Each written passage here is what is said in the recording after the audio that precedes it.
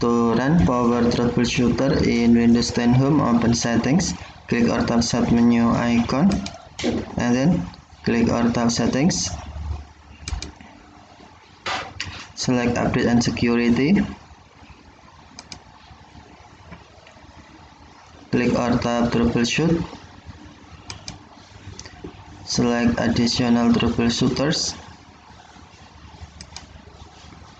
Scroll down screen. Select Power.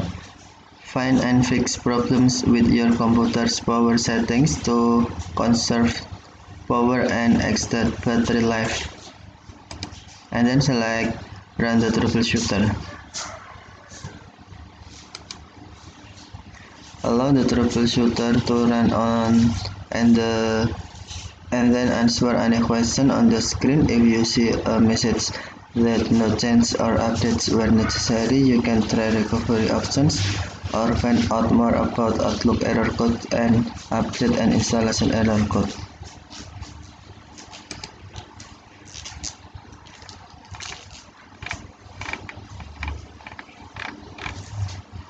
Okay, thank you for watching. Have a nice day.